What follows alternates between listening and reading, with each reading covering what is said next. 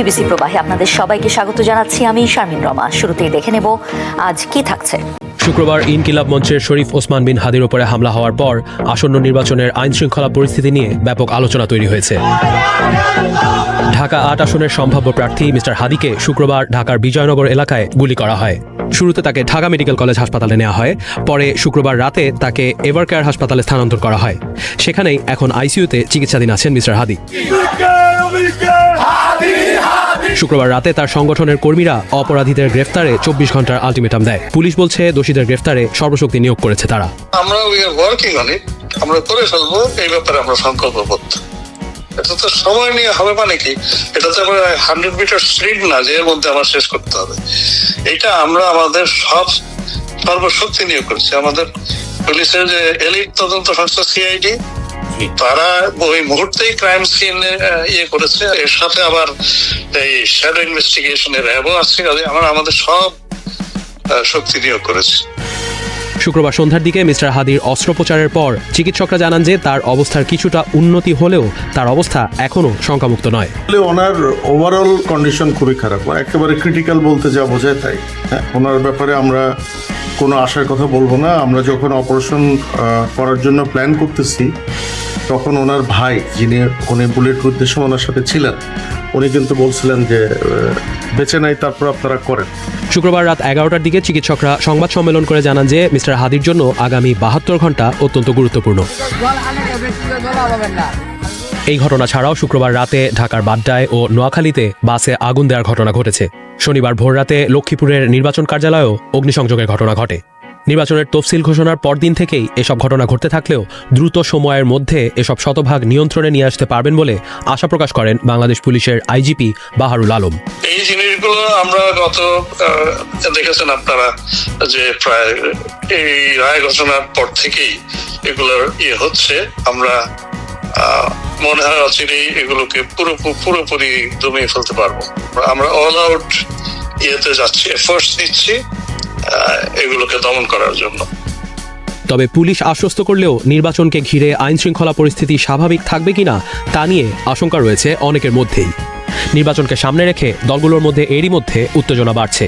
নিষিদ্ধ ঘোষিত আওয়ামী লীগ এবারের নির্বাচনে অংশ নিতে পারছে না, কিন্তু দলটির নেতাকর্মীরা আওয়ামী লীগকে ছাড়া ভোট হতে পারবে না এমন প্রচারণা চালাচ্ছেন সামাজিক মাধ্যমে। অন্যদিকে যেসব দল অংশ নিতে পারছে তাদের মধ্যে কোনো কোনো দলে প্রার্থিতা নিয়ে দলের ভেতরেই দ্বন্দ্ব সংঘাত দেখা যাচ্ছে।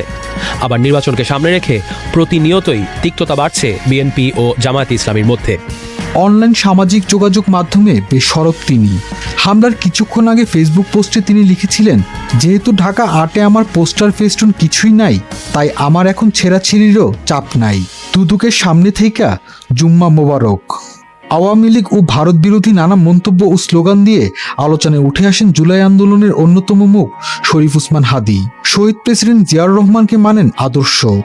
গোপালগঞ্জ জেলাকে ভেঙে আশপাশের জেলার সঙ্গে যুক্ত করার দাবি তুলেছিলেন তিনি। দুর্নীতি ও চাঁদাবাজি বন্ধে সোচ্চার ভূমিকায় দেখা গেছে হাদিকে। কদিন আগে সময় টিভিকে দেওয়া সাক্ষাৎকারে বলেছিলেন, সংসদে বিসমিল্লাহ বলে চাঁদাবাজদের তালিকা প্রকাশ করব। ঢাকা ৮ আসন থেকে ত্রয়োদশ নির্বাচনে অংশ নেওয়ার প্রস্তুতি নিচ্ছেন এমন প্রার্থীদের আয়ের উৎস প্রকাশের আহ্বান জানান তিনি। 11 নভেম্বর দুর্নীতি দমন কমিশনের সামনে পাবলিক পার্লামেন্ট বসিয়ে করেন প্রতীকী প্রতিবাদ। ব্যতিক্রমী নির্বাচনী প্রচার চালিয়ে ইতোমধ্যে মানুষের আলোচনায় চলে এসেছেন তিনি। গত মাসে হত্যার হুমকি পেয়েছিলেন বলে ফেসবুকে পোস্ট করেছিলেন হাদি। বলেছিলেন তার মোবাইল নম্বরে বিদেশি নম্বর থেকে কল ও টেক্সট দিয়ে হুমকি দেওয়া হচ্ছে। ফেসবুক স্ট্যাটাসে লেখেন, গত 3 ঘন্টায় আমার নম্বরে লীগের খুনিরা অন্তত 30টি বিদেশি নম্বর থেকে কল ও টেক্সট করেছে। সেদিন তিনি আরও লেখেন, 17 তারিখ খুনি হাসিনার রায় হবে। 1400 শহীদের রক্তের ঋণ মেটাতে কেবল আমার বাড়িঘর না, যদি আমাকেও জ্বালিয়ে দেওয়া হয়, ইনসাফের এই লড়াই হতে আমি এক চুলও নড়ব না। আন্তর্জাতিক অপরাধ ট্রাইব্যুনালে আওয়ামী লীগ প্রধান ও ক্ষমতাচ্যুত প্রধানমন্ত্রী শেখ হাসিনাকে মৃত্যুদণ্ড দেওয়ার পর হাদি বলেছিলেন, পৃথিবীতে কোনো ক্ষমতাই স্থায়ী নয়, কোনো স্বৈরশাসক চিরকাল মানুষকে নিপীড়ন করে টিকে থাকতে পারে না। এই রায় শুধু বাংলাদেশের জন্য নয়, পুরো বিশ্বের জন্যই একটি গুরুত্বপূর্ণ নজির। আমার বাইরে বাঁচাও।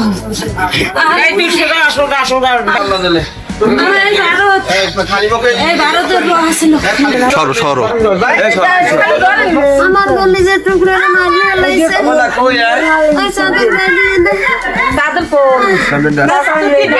ওর রান্ধে রান্ধে দেশপ্রেম প্রত্যেকটা শিরায় উপশিরায় দেশের জন্য জীবন বেড়েছে। আমরা ওরা এখন আমি ওরা পাঠাই দেবো আমেরিকাতে, তোর এই দেশে রাখবো না, ভারত তোরে বাঁচতে দেবে না। ভারতের র আছে হাজার হাজার এখন আবার মির্জা আব্বাসের বিপরীতে হাঁটাশনের দাঁড়াইছে শত্রুর নাই। ওরে বাবা, শত্রুর অভাব নাই। একদিকে ভারতীয় র, একদিকে আওয়ামী লীগ, একদিকে মির্জা আব্বাসের আসনে দাঁড়াইছে বাবা। আরে জিয়া রহমানেরও বাঁচতে দেয় না। আসলে ওসমান হরজি এমন একজন পার্সন যার একবারে পা থেকে মাথা পর্যন্ত সম্পূর্ণটাই হচ্ছে দেশপ্রেম। এই রাস্তা ওই শাহবাগ মোড়ে যা বলে, ও ঘরের ওয়াইফের সাথে একই কথা বলে, ভাইয়ের সাথে একই কথা বলে, মায়ের সাথে একই কথা বলে। অতএব এই বাংলাদেশে যে এত স্বচ্ছ মানুষের রাজনীতি যে খায় না, এটা আমরা আগে থেকে ওকে বলতাম, কিন্তু ও বলছে না, কারো না কারো তো শুরু করতে হবে। ও মূলত সেইটাই শুরু করছে। এখন আমরা জানতাম যে এই ধরনের ঘটনা ঘটতে পারে। এক হচ্ছে সে হচ্ছে আওয়ামী বিরুদ্ধে, আর আওয়ামী বিরুদ্ধে না, সে হচ্ছে ফেসিবাদের বিরুদ্ধে। দ্বিতীয়ত হচ্ছে সে হচ্ছে যে যত প্রকার অনিয়ম, বাংলাদেশে যত অনিয়ম কালচার চলতেছে প্রত্যেকটার সে বিরোধিতা করে। এত স্বচ্ছ মানুষ তো এই বাংলাদেশের রাজনীতি ভাই আসতে পারে না। আমরা সেই জন্য ওকে বুঝছি যে একটু ব্যালেন্স করো ভাই, ব্যালেন্স ছাড়া তো এই দেশে টেকা যাবে না। বলছে হ্যাঁ আমি শুরু করবো, আমি হয়তো একদিন থাকবো না, কিন্তু আমার দেখি এরকম আরো হাজারো মানুষ, হাজারো লক্ষ হাদি জন্ম হবে। ওর মূল টার্গেটটাই হচ্ছে আমি শুরু করব, আমি একদিন থাকবো না, কিন্তু লক্ষ হাদি এক সময় তৈরি হয়ে যাবে। এটাই, আর কিছু না। আর যাদের সাথে ও শুরু করছে রাজনীতিটা, এরা হচ্ছে কত মোস্ট সিনিয়র। এদের সাথে যাওয়াটা মানে কি অনেক বড় চ্যালেঞ্জের। হ্যাঁ, সেটা ওই চ্যালেঞ্জটাকে ও চ্যালেঞ্জ হিসাবে নেয় নাই। ও মনে করছে না আমি এখানে যোগ্য, আমি বাংলাদেশের জন্য যদি ও তো একটা ইয়েই বলছে যে টার্গেট নির্বাচনে আমি যদি নির্বাচন করি আমার 500 ভোট, যদি 500 ভোট পাই তাহলে মনে করবো আমি জিতে গেছি। তাহলে যার মেন্টালিটি এইটা, আপনি তার সাথে তো অন্য কারোর সাথে অন্য কিছুর সাথে মিলাতে পারবেন না, এটা স্বাভাবিক। সে তো এমপি হওয়ার জন্য রাজনীতি করে না, এমপি হবে আরো 3 প্রজন্ম পরে প্রয়োজনে, সে হবে না, সে যাদেরকে তৈরি করে যাবে তারা হবে। কিন্তু সেটা তো ভাই এই বাংলাদেশের মানুষ ওই পর্যন্ত যাইতেছে না। না জানি তার ওই আসনটা ভাগাই নাই, না জানি আসনটা ভাগাই নাই। এরপরে ইন্ডিয়ার যে একটা হুমকি আছে সেটা তো অবশ্যই আছে। এখন এই ঘটনা কারা ঘটাইছে মূলত আমরা সেটা সঠিক তদন্ত না হওয়া পর্যন্ত আমরা বলতে পারবো না। এখন আমরা শুধু এটুকুই বলতে চাই, আমরা কি বলবো, আমাদের আসলে মুখের সেই ভাষাটা এখন নাই।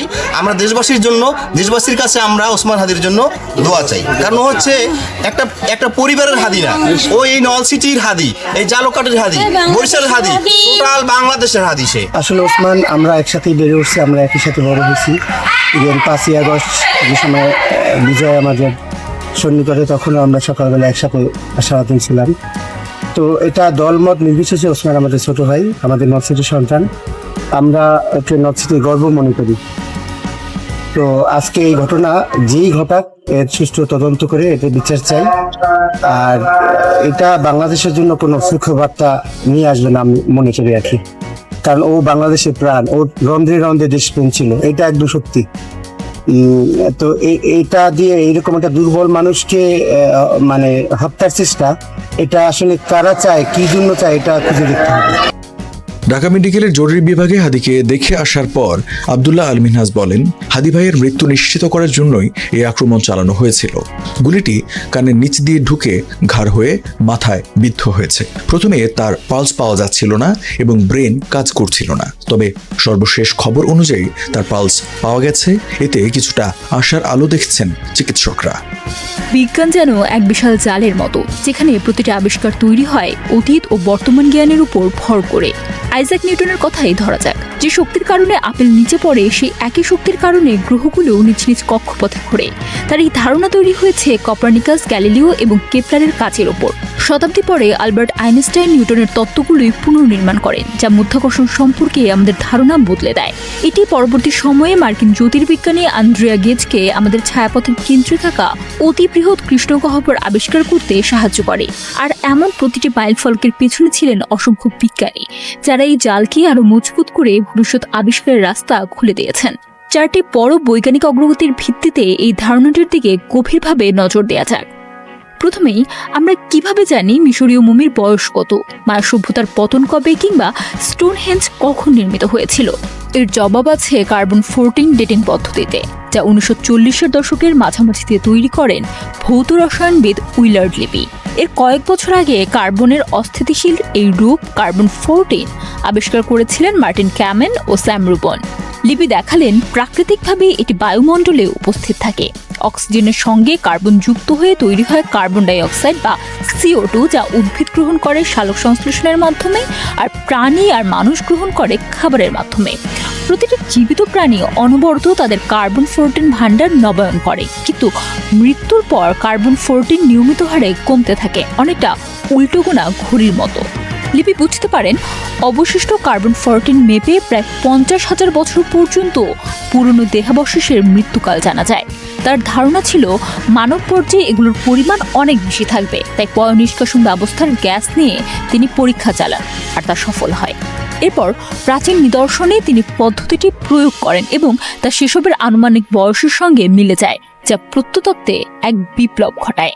নিজের কাজের জন্য 1960 সালে রসায়নের নোবেল পুরস্কার পান লেবি। কার্বন 14 ডেটিং প্রাচীন পরিবেশ ব্যবস্থা সম্পর্কে আমাদের গুরুত্বপূর্ণ তথ্য দিয়েছে, যা মানুষের কর্মকাণ্ড পৃথিবীকে কিভাবে বদলে দিচ্ছে সেটি বুঝতেও সাহায্য করছে। এসব গবেষণা আইপিসিসির বৈজ্ঞানিক প্রতিবেদনগুলোকে সমৃদ্ধ করেছে এবং জলবায়ু পরিবর্তন নিয়ে বিশ্বজুড়ে সচেতনতা বাড়াতে ভূমিকা রেখেছে। সাবেক মার্কিন ভাইস প্রেসিডেন্ট আল গোরের সঙ্গে আইপিসিসির কাজকে 2007 সালে নোবেল শান্তি পুরস্কার দিয়ে সম্মানিত করা হয়। লিপির পদ্ধতি কেবল অতীতের রহস্যই উন্মোচন করেনি, বরং আমাদের আজকের পৃথিবীকে বোঝার চাবিকাঠি দিয়েছে। প্রযুক্তিতে ভরা এই পৃথিবী 20 শতকের সবচেয়ে বিখ্যাত এক বিজ্ঞানীকে ছাড়া কল্পনা করাও কঠিন হতো। আপনি কি জানেন, আংশিকভাবে আমরা আইনস্টাইনের প্রতি কৃতজ্ঞ হতে পারি স্মার্টফোনের ক্যামেরা থেকে শুরু করে সোলার প্যানেলের জন্য। হয়তো আপনি তাকে আপেক্ষিকতার তত্ত্বের জন্য চেনেন, তবে 1921 সালে তিনি নোবেল পুরস্কার পেয়েছিলেন আলোর আরও অদ্ভুত এক আচরণ ব্যাখ্যা করার জন্য, ফটো ইলেকট্রিক ইফেক্ট। 1900 সালের দিকে জার্মান পদার্থবিদ ম্যাক্স প্ল্যাঙ্ক প্রথম ধারণা দেন তরঙ্গ চলাচল করে ছোট ছোট প্যাকেটে। দৃশ্যমান আলোর ক্ষেত্রে এই ধারণা প্রয়োগ করেন আইনস্টাইন। প্রথমবারের মতো তিনি ব্যাখ্যা করেন যে আলো তরঙ্গের মতো যেমন আচরণ করে, তেমনি আবার আচরণ করে ক্ষুদ্র শক্তিকণার মতো, যাকে আমরা এখন ফোটন বলি। যখন বিভিন্ন কম্পাঙ্ক বা রঙের আলো কোনো বস্তুতে পড়ে, সেখান থেকে ইলেকট্রন ছিটকে বের হয়, যা নড়াচড়া করে বৈদ্যুতিক প্রবাহ তৈরি করতে পারে। কিন্তু মূল কথা হলো, আইনস্টাইন দেখিয়েছিলেন যে এটি তখনই ঘটে যখন বস্তু থেকে ইলেকট্রন ছাড়িয়ে দেওয়ার জন্য ফোটনের শক্তি যথেষ্ট হয়। এই ইফেক্ট আমাদের ব্যাখ্যা করে কিভাবে সোলার সেল সূর্যের আলোকে বিদ্যুতে রূপান্তর করে, কেন এক্সরে সেন্সর আমাদের হাড়ের ছবি তুলতে পারে, কিংবা স্বয়ংক্রিয় দরজা কিভাবে বুঝে কখন খুলতে হবে। পদার্থবিদ উইলার্ড বয়েল এবং জর্জ স্মিথ আইনস্টাইনের আবিষ্কারকে আরও এগিয়ে নিয়ে যান। উদ্ভাবন করেন সিসিটি সেন্সর, যা আলোকে ডিজিটাল ছবিতে রূপান্তর করে এবং ফটোগ্রাফির জগতে বিপ্লব ঘটায়। একই কাজ করে CMOS সেন্সর। সেগুলো কয়েক দশক পরে নাসা তাদের মহাকাশ মিশনের জন্য উন্নত করে। CMOS আজ স্মার্টফোন ক্যামেরা সহ অসংখ্য যন্ত্রে ব্যবহৃত হচ্ছে। আইনস্টাইনের ফটো ইলেকট্রিক ইফেক্টের ব্যাখ্যা কোয়ান্টাম পদার্থবিজ্ঞানের সূচনা হিসেবে বিবেচিত হয়। এই তত্ত্ব বিজ্ঞানের চেহারা বদলে দেয়, কারণ এটি দেখায় সবচেয়ে ক্ষুদ্র স্তরে বিশ্বের আচরণ আমাদের ধারণার চেয়েও অদ্ভুত এবং জটিল। অতি ক্ষুদ্র স্কেলের কথা বলতে গেলে আজ থেকে 100 বছরেরও বেশি সময় আগে বিজ্ঞানীরা এমন একটি উপায় আবিষ্কার করেছিলেন, যা দিয়ে ক্রিস্টালের সাহায্যে অবিশ্বাস্য সূক্ষ্মতায় জেনে ফেলা যায় জিনিসপত্র কি দিয়ে তৈরি। ঠিক তাই, তারা 20 শতাব্দীর অন্যতম বড় বৈজ্ঞানিক সাফল্যে গুরুত্বপূর্ণ ভূমিকা রেখেছিলেন এক্স-রে ক্রিস্টালোগ্রাফি। এটি এতই গুরুত্বপূর্ণ যে এই ক্ষেত্রে অগ্রগতির জন্য একাধিক নোবেল পুরস্কারও দেয়া হয়েছে। কিন্তু এটা আসলে কি? 1912 সালে জার্মান পদার্থবিদ ম্যাক্স ফন লাউয়ে দেখেন, এক্সরে যখন কোনো ক্রিস্টাল বা স্ফটিকের মধ্য দিয়ে অতিক্রম করে, তখন তা অনন্য সব নকশা তৈরি করে। এর কিছুদিন পর ব্রিটিশ বিজ্ঞানী উইলিয়াম হেনরি ব্র্যাগ তার ছেলে লরেন্স ব্র্যাগকে গবেষণায় দিক নির্দেশনা দেন, যিনি পরে ব্র্যাগের সূত্র প্রণয়ন করেন। একটি ছোট সমীকরণ যা প্রথমবারের মতো এই নকশাগুলোকে ডিকোড করে দেখালো স্ফটিকের ভেতরে কোন স্থানে কোন পরমাণু অবস্থান করছে। এর অর্থ বিজ্ঞানীরা বিন্যাস বা গঠন মানচিত্রায়ন করতে সক্ষম হলেন। অবশ্যই এই পদ্ধতি ব্যবহার করে গবেষকরা নতুন নতুন জিনিস তৈরি করতে পারলেন, যেমন ওষুধ তৈরি, ডিএনএর রহস্য উন্মোচন কিংবা ইলেকট্রনিক্সের উন্নয়ন। এজন্য বাবা ছেলে 1915 সালে পদার্থবিজ্ঞানের নোবেল পুরস্কার পান, আর এক্স-রে ক্রিস্টালোগ্রাফি তখন থেকেই বিজ্ঞানকে নতুন রূপ দিতে শুরু করে। রোজালিন্ড ফ্র্যাঙ্ক ফ্র্যাঙ্কলিন এটি ব্যবহার করেছিলেন তার বিখ্যাত ফটো 51-এ, যা ডিএনএর দ্বিহেলিক্স কাঠামো আবিষ্কারে বড় ভূমিকা রেখেছিল। ডরোথি হজকিন চিকিৎসাবিজ্ঞানে বিপ্লব আনেন ইনসুলিন, ভিটামিন B12 এবং পেনিসিলিনের গঠন উদ্ঘাটন করে, যা জীবন রক্ষাকারী ওষুধ ও উন্নত চিকিৎসার পথ তৈরি করে দেয়। কাজের স্বীকৃতি হিসেবে 1964 সালে তিনি রসায়নের নোবেল পুরস্কার পান। এমনকি মঙ্গল গ্রহেও পৌঁছে গেছে এক্স-রে ক্রিস্টালোগ্রাফি। নাসার কিউরিওসিটি রোভার এটি ব্যবহার করে মঙ্গলের খনিজ পরীক্ষা করছে এবং অতীতের পানির উপস্থিতির খোঁজ করছে। পৃথিবী থেকে মহাকাশ সবকিছুকে যেন একসাথে গেঁথে রেখেছে আরেক আবিষ্কার।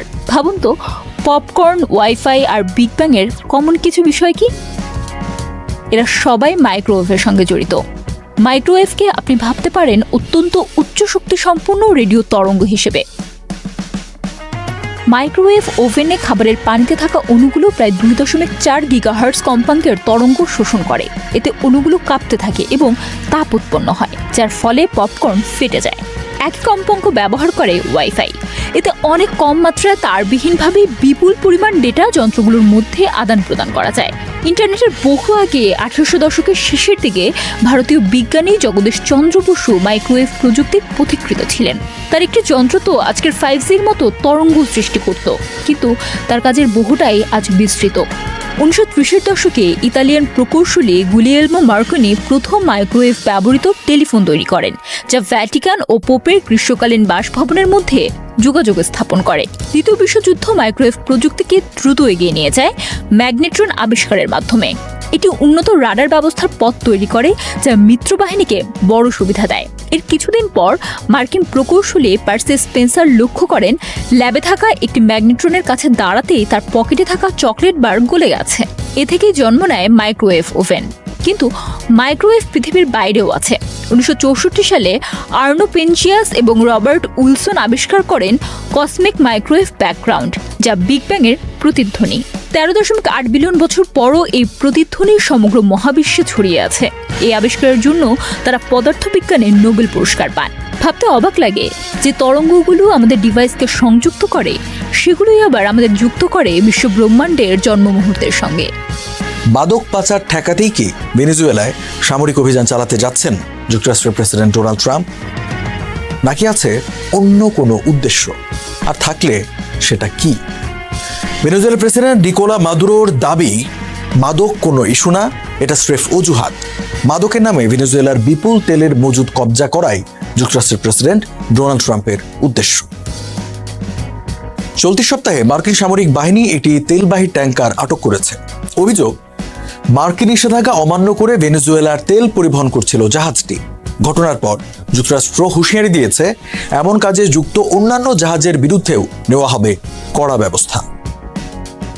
ভেনেজুয়েলার জাহাজগুলোর ওপর ধারাবাহিক সামরিক হামলার পরই নেওয়া হলো এই পদক্ষেপ।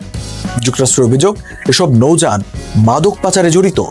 একই সঙ্গে প্রেসিডেন্ট ডোনাল্ড ট্রাম্প ভেনেজুয়েলার নেতা নিকোলাস মাদুরোকে ক্ষমতা ছাড়ার আহ্বান জানিয়ে অভিযোগ করেন, যুক্তরাষ্ট্রের মাদক ও খনি পাঠাচ্ছেন মাদুরো। এটা ঠিক। আনুমানিক 303 বিলিয়ন ব্যারেলের তেলের মজুদ নিয়ে ভেনেজুয়েলা বিশ্বের বৃহত্তম তেল মজুদের কেন্দ্র।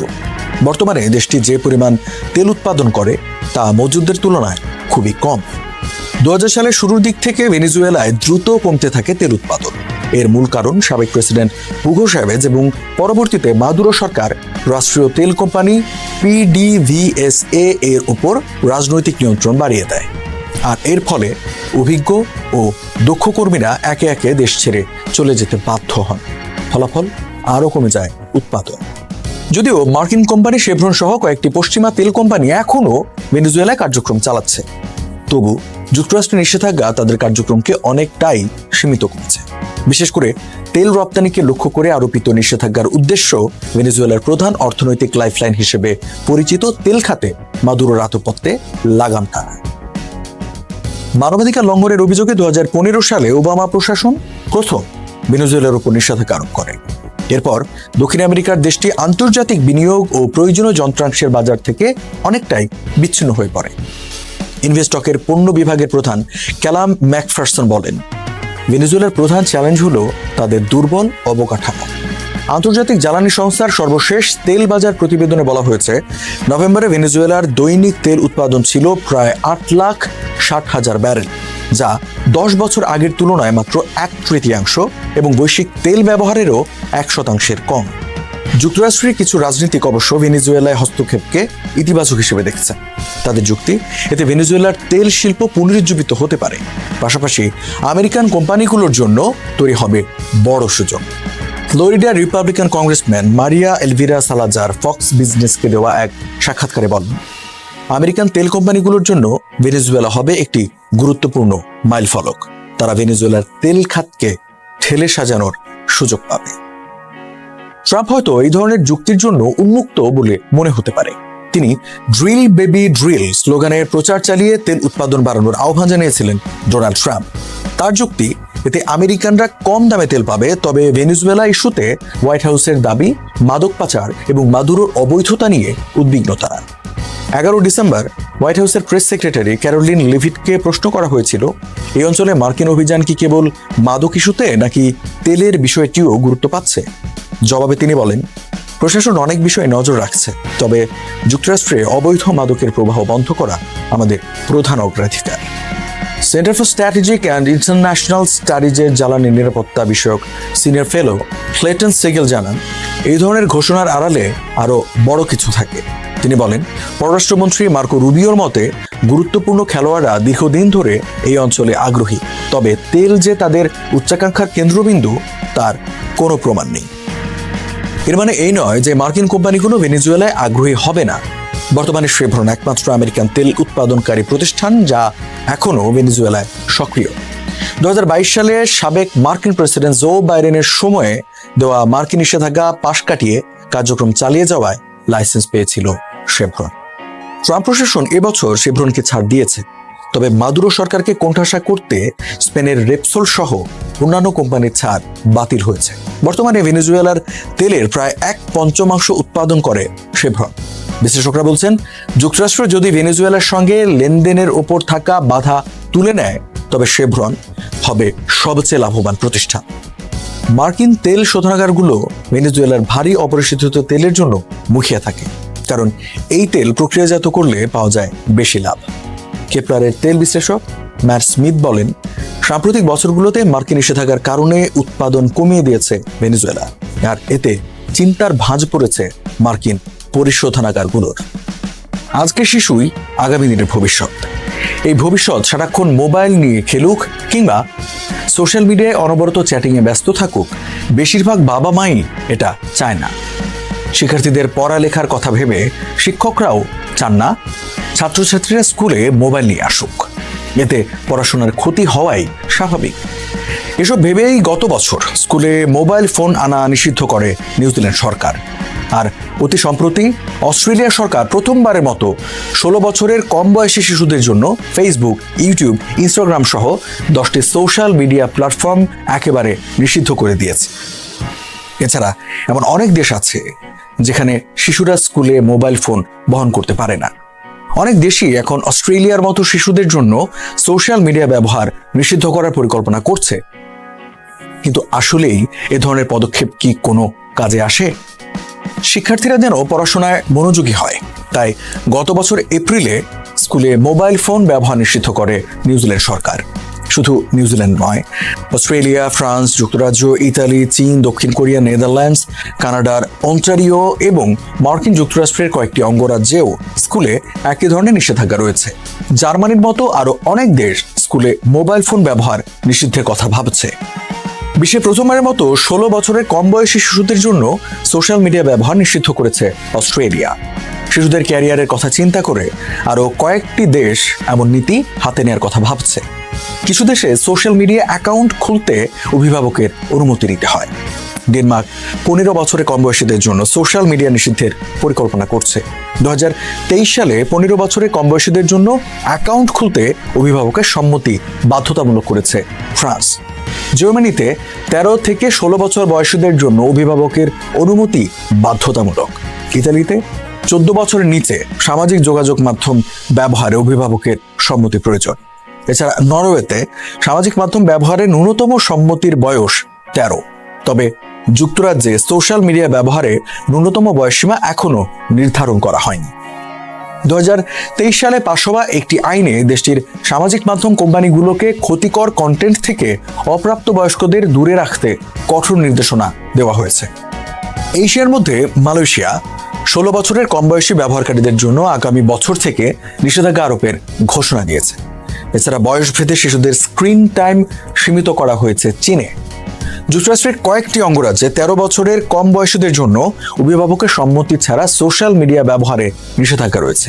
অপরদিকে সামাজিক মাধ্যম ব্যবহারের ন্যূনতম বয়স 16 করার সুপারিশ করেছে ইউরোপীয় পার্লামেন্টও। ল্যান্ডসেটের প্রকাশিত একটি গবেষণায় দেখা গেছে স্কুলে মোবাইল ফোন ব্যবহারের নিষেধাজ্ঞা আসলে কোনো কাজে আসে না। যুক্তরাজ্যের 1200 শিক্ষার্থীর ওপর চালানো হয়েছে এই জরিপ। এতে দেখা গেছে মোবাইল ফোন ব্যবহার নিষিদ্ধের ফলে শিক্ষার্থীদের একাডেমিক গ্রেডে কোনো উল্লেখযোগ্য উন্নতি হয়নি। নিউজিল্যান্ডে স্কুলে মোবাইল ব্যবহার নিষিদ্ধ হওয়ার 1 বছর পর করা একটি জরিপেও একই তথ্য উঠে এসেছে। অন্যদিকে অনেকেই এই নিষেধাজ্ঞাকে বৈষম্যমূলক নীতি হিসেবে আখ্যা দিয়েছে। তাদের দাবি, শিক্ষকরা স্কুলে মোবাইল ব্যবহার করতে পারলে ছাত্ররা কেন পারবে না? কেউ কেউ বলছেন ক্লাসে ল্যাপটপ ব্যবহারের অনুমতি আছে অথচ মোবাইলের অনুমতি নেই, এটি অযৌক্তিক। শিক্ষকদের অনেকে জানিয়েছেন বহু শিক্ষার্থী এখনো চুরি করে মোবাইল ব্যবহার করে। এদিকে অস্ট্রেলিয়ায় সোশ্যাল মিডিয়া ব্যবহারের নিষেধাজ্ঞা আরোপের পর এই নিষেধাজ্ঞা কতদিন টিকবে এ নিয়ে অনেকে প্রশ্ন তুলেছেন। সিডনি বিশ্ববিদ্যালয়ের ডিজিটাল যোগাযোগ ও সংস্কৃতির অধ্যাপক টেরি ফ্লু বলেন, ইতোমধ্যেই বেশ কিছু সমস্যা দেখা দিয়েছে। অনেক তরুণ তরুণী টিকটকে পোস্ট করছেন যে তারা সফলভাবে বয়সের সীমাবদ্ধতা এড়িয়ে গেছেন। তবে অস্ট্রেলিয়ার প্রধানমন্ত্রী অ্যান্টনিও আলবানিজ বলছেন, শুরুতেই এই নিষেধাজ্ঞা শতভাগ নিখুঁতভাবে কার্যকর হবে না। চালাকচতুর কিশোর কিশোরীরা এই নিষেধাজ্ঞা এড়ানোর উপায় খুঁজে বের করবে, তবে সরকার পিছু হটবে না। একসময় অস্ট্রেলিয়ার শিশুরা ঠিক হয়ে যাবে। তার বিশ্বাস, পুরো বিশ্বেই একসময় শিশুদের সুরক্ষার জন্য ক্ষতিকর সামাজিক মাধ্যম নিষিদ্ধ হবে। সবাইকে শুভকামনা জানিয়ে আমি শারমিন রমা এখানে বিদায় নিচ্ছি। ভালো থাকবেন।